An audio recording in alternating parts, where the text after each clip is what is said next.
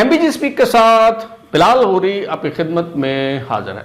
9 मई के मुकदमात में गिरफ्तार PTI की एक और खातून रहनुमा आलिया हमजा को आज रिहा कर दिया गया है, जबकि दूसरी तरफ तहरीके इंसाफ के बानी चेयरमैन जनाब इमरान खान, जब उनसे सवाल होता था 9 मई के वाक़यात के हवाले से, उनसे पूछा जाता था कि क्या आप इस हवाले से माफ़ी मांगेंगे, तो वो निहायत उखड़े हुए दरश्त लहजे में कहा करते थे कि हम क्यों माफ़ी मांगे, इस पर फौज हमसे माफ़ी मांगे। आज उन्होंने भी जेल में ये कह दिया कि वो माफ़ी मांगने को तैयार हैं। और फिर हमें बताया जाता था कि जनाब इमरान खान को किसी चीज़ की ज़रूरत नहीं है, किसी शय की उन्हें हाजत नहीं है। जब से उन्हें जेल में डाला गया है तो उन्होंने किसी से कुछ नहीं मांगा। लेकिन फिर हमने देखा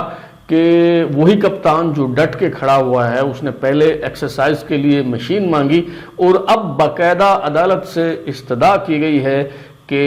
इमरान खान साहब को जेल में फ्रिज की सहूलत जो है वो दी जाए। और दूसरी तरफ इलेक्शन एक्ट तरमीमी बिल जो कौमी असम्बली से मंजूर हुआ था, अब सेनेट से भी मंजूर हो गया है और इस पे तहरीक इंसाफ ने सुप्रीम कोर्ट में पिटीशन भी दायर कर दी है। दूसरी तरफ इलेक्शन कमीशन जो है उसने सुप्रीम कोर्ट में मखसूस नशिस्तों के हवाले से जो फैसला था उस पर नज़र सानी अपील दायर कर दी है। एक और अहम खबर ये है कि सुप्रीम कोर्ट के जज साहब की साहबजादी, जिन्होंने 2 अफराद को कुचल कर हलाक कर दिया था और जिनके वारंट गिरफ्तारी जारी हुए थे, उनको ज़मानत दे दी गई है। इस पे भी हम बात करेंगे और ये जितने इश्यूज़ हैं कोशिश करेंगे कि इन सब का हम अहाता करने की कोशिश करें आज के शो में। तो जनाब, सबसे पहले हम बात करते हैं आलिया हमजा साहबा की। गुजरांवाला की अदालत ने PTI की खातून रहनुमा आलिया हमजा की ज़मानत मंजूर की और हुक्म दिया कि उन्हें और किसी मुकदमे में गिरफ्तार न किया जाए, जिसके बाद उन्हें जेल से रिहा कर दिया गया। और दूसरी तरफ जो तहरीक इंसाफ के बानी चेयरमैन हैं, जो तहरीक इंसाफ के बानी और कायद हैं जनाब इमरान खान साहब, साबिक वज़ीर-ए-आज़म, उन्होंने अजब गज़ब की बात कह दी है। जेल में समाअत के दौरान सहाफ़ियों से जब वो गुफ्तगू कर रहे थे तो एक सहाफ़ी ने उनसे ये सवाल किया, इस्तफसार किया कि आपके जो लोग हैं 9 मई को एहतजाज करते हुए, तोड़ फोड़ और जलाओ घेराव करते हुए, उनकी फुटेजेस मौजूद हैं, वीडियोस जो हैं वो मौजूद हैं, तो क्या आप इस पे माफ़ी मांगेंगे। इमरान खान साहब ने कहा कि वीडियोस मुझे दिखा दें, फुटेजेस जो है वो मुझे दिखा दें। अगर कोई तंजीमी ओहदेदार इन वाक़यात में मुलव्वस हुआ तो न सिर्फ मैं इस पे माफ़ी मांगूंगा बल्कि इन लोगों को सज़ा भी दिलवाऊंगा। कुछ लोग कहा करते थे कि बहुत जल्द जनाब इमरान खान साहब जो हैं अपने इस बयानिए से रजू करेंगे, अपने इस मौक़िफ़ से पीछे हटेंगे और यहाँ तक भी जाएंगे कि जो लोग इसमें मुलव्वस हैं आप उनको पकड़ें, आप उन्हें उल्टा लटका दें, मेरा उनसे कोई ताल्लुक़ नहीं है, लेकिन मेरी जान बख्शी जो है वो कर दें। मेरा ख्याल है कि वो वक्त जो है वो अब आ गया है, क्योंकि इससे पहले जो तहरीक इंसाफ का जनाब इमरान खान साहब का 9 मई के वाक़यात के हवाले से मौक़िफ़ रहा है, जब भी माफ़ी की बात की जाती थी तो वो बिदक जाते थे और उखड़ जाते थे वो, और वो कहा करते थे कि हम क्यों माफ़ी मांगे, माफ़ी तो फ़ौज को हमसे जो है वो मांगनी चाहिए। पहली बार ऐसा हुआ है कि जनाब इमरान खान साहब ने जो है वो माफ़ी मांगने की पेशकश की है और कहा है कि मुझे फुटेजेस दिखा दी जाएँ, वीडियोस दिखा दी जाएँ तो मैं माफ़ी मांगने को तैयार हूँ। दूसरा इस मामले का पहलू ये है कि हमें बताया जाता था कि कप्तान जो है वो डट कर खड़ा है, निहायत सब्र के साथ, निहायत इस्तकामत और हौसले के साथ जो है वो साबिक वज़ीर-ए-आज़म इमरान खान साहब जो हैं वो जेल काट रहे हैं। और जब से वो जेल गए हैं उन्हें कोई चीज़ नहीं मांगी, उन्हें किसी शय की हाजत नहीं है, किसी चीज़ की ज़रूरत नहीं है। ये जो है वो हमें बताया जाता था जनाब इमरान खान साहब के बारे में। लेकिन फिर हमने देखा कि जनाब इमरान खान ने जेल में एक्सरसाइज करने के लिए मशीन मांगी, वो साइकिल जिस पे वो एक्सरसाइज कर सकें, उसका उन्होंने मुतालबा किया। और उसके बाद अब ये सूरत हाल जो है वो देखने को आई है कि जनाब इमरान खान साहब की तरफ से बाकायदा अदालत से इस्तदा की गई है कि खाना ख़राब हो जाता है, लिहाजा जेल में जनाब इमरान खान साहब को फ्रिज की सहूलत जो है वो मुहैया की जाए। मेरा ख्याल है कि जनाब इमरान खान साहब चूँकि साबिक वज़ीर-ए-आज़म हैं और उन्हें یہ پروٹوکول ملنا چاہیے، ان کا یہ استحقاق ہے، انہیں جیل میں فریج بھی فراہم کیا جانا چاہیے، اخبارات دیے جانا چاہیے، اور کوئی سہولت اگر نہیں دی جا رہی، کوئی کمی ہے کسی حوالے سے، تو میرا خیال ہے کہ اس کمی کو دور کرنا چاہیے۔ میرا اس پہ موقف جو ہے وہ یہ ہے، میری رائے اس پہ جو ہے وہ یہ ہے۔ لیکن اس سے پہلے 2 سوالات ہیں میرے جناب عمران خان صاحب سے۔ ایک سوال تو جناب عمران خان صاحب سے یہ ہے کہ آپ کہتے رہے ہیں، بتاتے رہے ہیں، انٹرنیشنل میڈیا کو بھی انٹرویو کے دوران جو ہے وہ یہ آپ دعویٰ کرتے رہے ہیں کہ آپ کو قید تنہائی میں رکھا گیا ہے۔ سزائے موت کے قیدیوں کے لیے جو کال کوٹلیاں مختص ہوتی ہیں، آپ کو ان میں رکھا گیا ہے اور نہایت برے حالات میں آپ جیل کاٹ رہے ہیں۔ ایک تو میں نے تب بھی کہا تھا کہ جن کو قید تنہائی میں رکھا گیا ہو، کیا ان کے وکلا جا کے ملاقات کر سکتے ہیں؟ کیا ان کے اہل خانہ، کیا پارٹی کے رہنما مشاورت کے لیے جا کے مل سکتے ہیں؟ کیا ایسا ممکن ہے کہ وہ جیل میں صحافیوں سے گفتگو فرما سکیں؟ کیا ایسا ہو سکتا ہے کہ وہ غیر ملکی میڈیا کو انٹرویوز دے سکیں؟ کیا ایسا ہو سکتا ہے کہ جیل سے وہ اپنا ٹویٹر اکاؤنٹ چلا سکیں اور اس طرح کی دوسری جو سرگرمیاں ہیں اس کو جاری کر سکیں؟ تو کیا کوئی شخص جو قید تنہائی میں مبتلا ہو، جسے کسی سے نہ ملنے دیا جا رہا ہو، جو کال کوٹری میں بند ہو، کیا اس کے پاس بیڈ ہوتا ہے؟ کیا اس کے پاس ایئر کولر ہوتا ہے؟ کیا اس کے پاس اس طرح کی دیگر سہولیات ہوتی ہیں؟ کیا اسے واک کرنے کے لیے، ایکسرسائز کرنے کے لیے ایک لمبا چوڑا کوریڈور جو ہے وہ فراہم کیا جاتا ہے؟ تو اس سوال کا جواب عمران خان صاحب کو ضرور دینا چاہیے اور یہ بتانا چاہیے کہ کیا اگر وہ قید تنہائی میں ہیں، انہیں سزائے موت کے قیدیوں کی طرح رکھا گیا ہے، تو کیا اس طرح کے قیدیوں کو فریج کی سہولت میسر ہوتی ہے؟ میرا خیال ہے کہ عمران خان صاحب کو کم از کم اپنی ان باتوں سے رجوع کرنا چاہیے اور اس پہ معافی مانگنی چاہیے، اور اس کے بعد انہیں فریج کی سہولت جو ہے وہ دی جانی چاہیے، بالکل ان کا حق بنتا ہے۔ دوسرا سوال یہ ہے کہ جب آپ کی حکومت تھی، آپ وزیر اعظم تھے،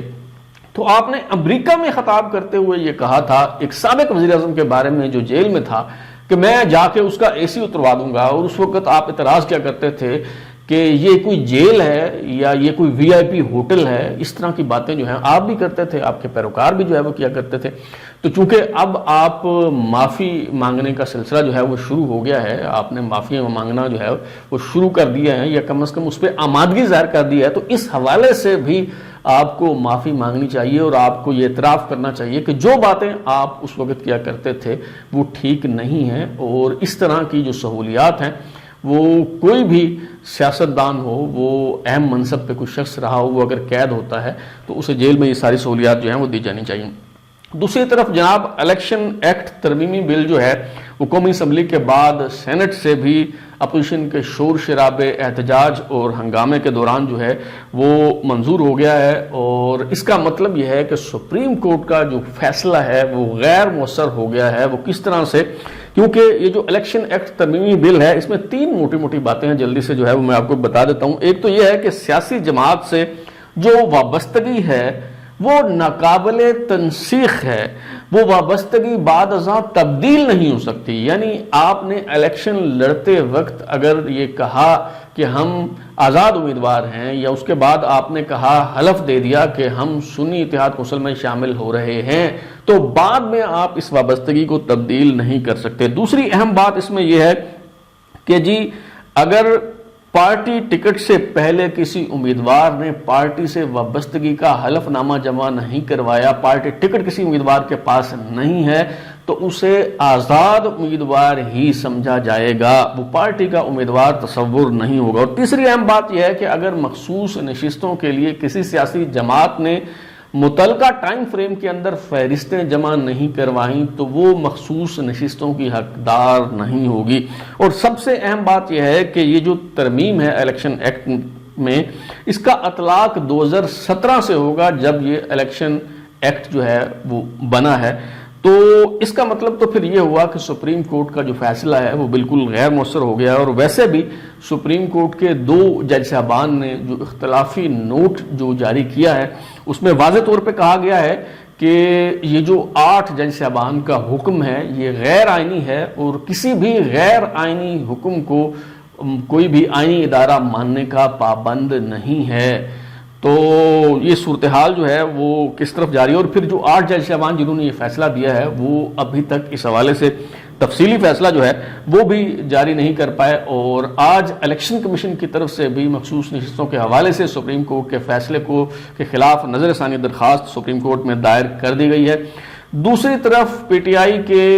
رہنما بیرسٹر گوہر نے کہا ہے کہ وہ الیکشن ایکٹ ترمیمی بل کو چیلنج کریں گے، بلکہ میرا خیال ہے کہ اس کو چیلنج کر دیا گیا ہے۔ آج پی ٹی آئی کی طرف سے الیکشن ایکٹ ترمیمی بل کے خلاف جو ہے وہ پٹیشن دائر کر دی گئی ہے۔ دیکھنا یہ ہوگا کہ اس پہ supreme court practice and procedure act کے تحت مقدمات کو فکس کرنے اور بینچ بنانے کے حوالے سے جو کمیٹی ہے، 3 رکنی کمیٹی، اس کا اجلاس کب ہوتا ہے اور اس میں کیا فیصلہ لیا جاتا ہے، کیونکہ بڑا مشکل ہو جائے گا اس میں ڈنڈی مارنا۔ اس کی وجہ یہ ہے کہ اس سے پہلے جب مسلم لیگ نون نے نظر ثانی درخواست دائر کی تھی سپریم کورٹ میں، اور یہ معاملہ جب supreme court practice and procedure act کے تحت قائم کی گئی کمیٹی کے سامنے آیا تھا، تو 2 جج صاحبان جو ہیں، جسٹس منصور علی شاہ اور جسٹس منیب اختر، انہوں نے کہا تھا کہ تفصیلی فیصلہ نہیں آیا، اور پھر یہ عذر انہوں نے پیش کیا تھا کہ سپریم کورٹ کے جو جج صاحبان ہیں وہ چونکہ چھٹیوں پر ہیں، اس لیے تعطیلات کے بعد ہی اس معاملے کو سماعت کے لیے مقرر کیا جائے گا۔ اب 2 جو پٹیشنیں ہیں وہ بیک وقت دائر ہوئی ہیں۔ ایک تو الیکشن کمیشن کی طرف سے مخصوص نشستوں پر سپریم کورٹ کے فیصلے کے خلاف نظر ثانی درخواست دائر کی گئی ہے، اور دوسرا الیکشن ایکٹ ترمیمی بل کو چیلنج کرنے کے حوالے سے پی ٹی آئی کی جو پٹیشن ہے وہ دائر کی گئی ہے۔ اب دیکھنا یہ ہوگا کہ یہ دونوں معاملات جب supreme court practice and procedure act کے تحت قائم کی گئی کمیٹی کے سامنے آتے ہیں تو وہاں کیا فیصلہ کیا جاتا ہے۔ کیا ان دونوں معاملات کو فکس کر دیا جاتا ہے، اس پہ بینچ تشکیل دے دیا جاتا ہے، یا پھر کسی ایک کے حوالے سے کوئی اور رویہ اپنایا جاتا ہے اور دوسری پٹیشن کے حوالے سے کوئی اور رائے جو ہے وہ اختیار کی جاتی ہے؟ کیونکہ اگر تو اس پہ جو نظر ثانی درخواست ہے وہ ایک مرتبہ پھر یہ فیصلہ ہوتا ہے کہ تعطیلات کے بعد ہی مقرر ہوگی سماعت کے لیے، اور دوسری طرف الیکشن ایکٹ ترمیمی بل کو جو چیلنج کیا گیا ہے، اس پہ جج صاحبان اچانک چھٹیاں ختم کر کے اور آگے سپریم کورٹ میں بیٹھ جاتے ہیں اور اس پٹیشن کو سننا شروع کر دیتے ہیں، تو پھر اس کا واضح مطلب یہ ہوگا کہ سپریم کورٹ کو، اعلیٰ عدلیہ کو سیاسی ایجنڈے کے تحت، پسند ناپسند کے تحت جو ہے وہ چلایا جا رہا ہے۔ ایک اور اہم ترین خبر جو ہے، جس کا شروع میں بھی میں نے ذکر کیا تھا، وہ یہ ہے کہ سپریم کورٹ کے جج جناب جسٹس ملک شہزاد احمد خان گھیبا کی صاحبزادی شانزِ ملک صاحبہ، جنہوں نے اسلام آباد میں 2 نوجوانوں کو اپنی گاڑی کے نیچے کچل کر ہلاک کر دیا تھا، اور پچھلے دنوں جن کے وارنٹ گرفتاری جاری ہوئے تھے، اور اس پہ کچھ لوگوں کو یہ امید ہوئی تھی، کچھ لوگ یہ توقع کا اظہار کر رہے تھے کہ شاید اب اس مظلوم فیملی کو، جن کے جو لخت جگر ہیں وہ جاں بحق ہوئے ہیں، جن کے ساتھ بڑی زیادتی ہوئی ہے، ظلم ہوا ہے، کہ اب شاید انہیں انصاف میسر آ جائے اور اب شاید تفتیش جو ہے کا سلسلہ جو ہے وہ آگے بڑھ سکے۔ لیکن جیسا کہ میں نے اپنے ولاگز میں اس خدشے کا اظہار کیا تھا کہ ظاہر ہے یہ فیصلہ جج صاحبان نے کرنا ہے، اور جج صاحبان کے لیے سپریم کورٹ کے جج کی بیٹی تو اپنی بیٹی ہے ظاہر ہے، اور اپنی بیٹی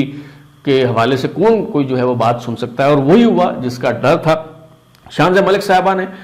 پہلے لاہور سے حفاظتی ضمانت جو ہے وہ لی، اور پروٹیکٹیو بیل، اور اس کے بعد وہ اسلام آباد میں ڈیوٹی مجسٹریٹ کے سامنے پیش ہوئی، تو وارنٹ گرفتاری جو ہے وہ منسوخ کر دیے گئے، اس کاغذ کو اٹھا کر ردی کی ٹوکری میں پھینک دیا گیا، اور شانزِ ملک صاحبہ کو جو ہے وہ ضمانت دے دی گئی ہے۔ کل اس حوالے سے فیصلہ ہوا ہے، اور مجھے بھنک پڑی جب اس معاملے کی، تو کھنہ پولیس اسٹیشن میں جہاں یہ مقدمہ درج ہے، وہاں جو تفتیشی ہیں